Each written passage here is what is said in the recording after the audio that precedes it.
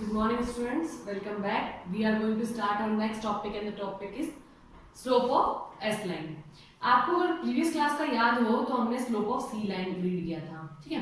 तो जो slope of C line है उसमें आपको डिनोट करवाया था एमपी सी से, यानी जब स्लोप ऑफ सी लाइन को हम मेजर करते हैं तो वो सीधा सीधा मेजर होता है MP C, marginal propensity to consume. यहाँ पर हम क्या पढ़ लेंगे, मार्जिनल प्रोपेंसिटी टू सेविंग, ठीक है। तो जो स्लोप ऑफ सी लाइन है वो बेसिकली जो भी मेजर करता है वो आपके सामने आता है एमपीएस के थ्रू। MPS is marginal propensity to save. क्या है ये हम देखते हैं। Slope of S line refers to that rate at which S increase in response to a given increase in Y.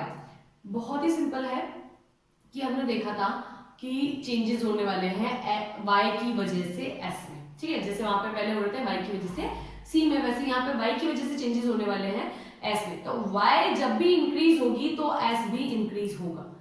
अब वाई में कितना चेंज हुआ है, यानी वो कितनी इंक्रीज हुई है जिसकी वजह से एस इंक्रीज हुई है, ये मेजर करना ही जो है वो स्लोप ऑफ एस लाइन को डिफाइन करता है या डिनोट करता है, ठीक है। अब जैसे ही ये डिफाइन करता है, अगर हम इसका मेजरमेंट कर लें तो वो एमपी एस कहलाएगा। क्या बोलेगा इसको हम, एमपी एस बोलेंगे, ठीक है। देखो क्या है, slope of S line refers to that rate at which S increases. S increase होगी किस रेट पे, in response to a given increase in Y. जितना भी वाई में इंक्रीज होता है उसकी रेस्पॉन्स में एस में जो भी इंक्रीज होगा। It indicate that the proportions additional income that goes to save। ये बताता है कि जैसे ही आपने इनकम इंक्रीज की है तो कंज्यूम करने के बाद बची हुई जो है वो सारी सेविंग्स में चेंज हो जाती है। It measured as the ratio between delta S and delta Y, यानी change in saving and change in Y. जैसे ही आपकी इनकम चेंज होती है वैसे ही आपकी एस में चेंज हो जाती है। अगर हम इसको मेजर करते हैं तो this is called MPS, marginal propensity to save, ठीक है।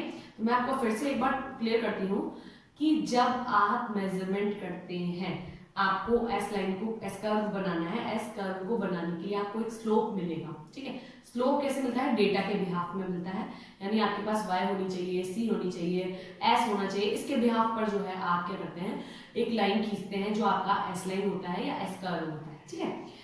इस कर्व को हम किस स्लोप में, मैंने आपको बताया था स्लोप का मतलब होता है इसका ढाल कैसा होगा, ये थोड़ा खड़ा होगा, सो रहा है, या जैसा भी हो सकता है। इसका जो स्लोप है वो अपवर्ड है, ठीक है। अब वो ऐसा स्लोप क्यों है, वो इसलिए है क्योंकि y इंक्रीज हो रही है तो s भी इंक्रीज हो रही है। अब रेट क्या है इनकी इंक्रीज होने की, वो डिफरेंट है। हमको सिंपली ये समझना है कि जैसे ही y में चेंज होता है वैसे ही s में चेंज होता है। जितना y में चेंज हुआ है उसके रेस्पॉन्स में s में कितना चेंज हुआ है, ये हम अगर मेजर कर लें तो आपके सामने एमपीएस निकल के आ जाता है।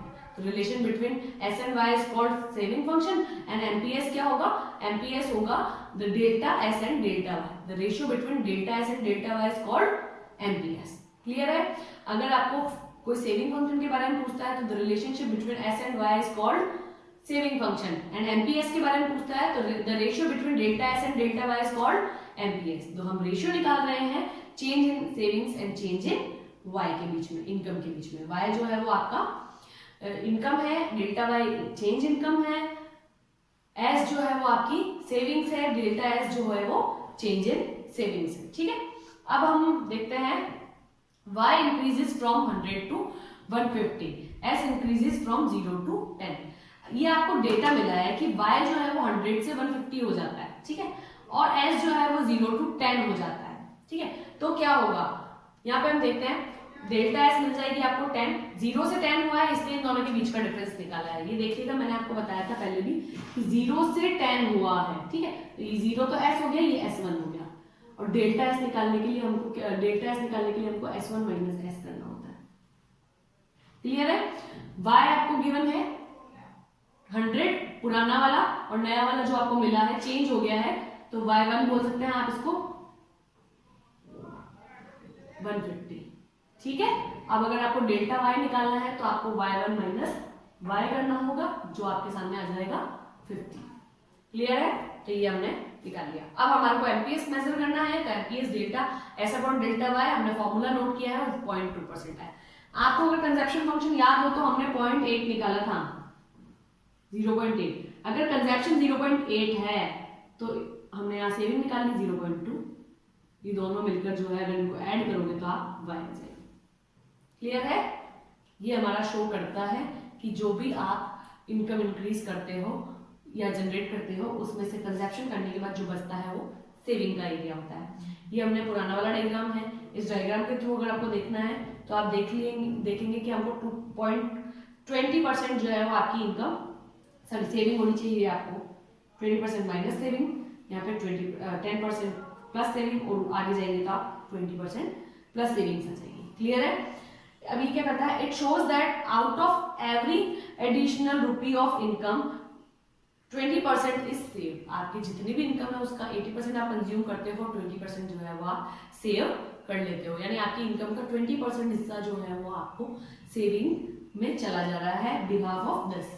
ठीक है, एक बार फिर से आप रिमाइंड कर ले, slope of S line refers to that rate at which S increases in response to given increase in y.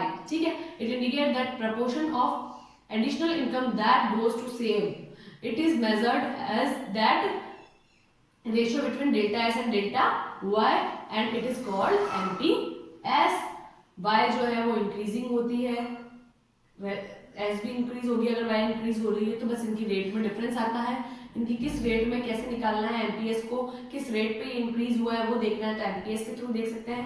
MPS is the ratio between delta S and delta Y. ये क्लियर कर लिया आप, ये आपका diagram है, इसके through मैंने आपको बता दिया कि 20% जो हिस्सा है वो आपका सीधा सीधा सेविंग में जा रहा है इंक्रीजिंग वाई का। क्लियर है? अगर फिर भी आपको कोई प्रॉब्लम आती है तो आप पूछ लीजिएगा। Okay students, thank you.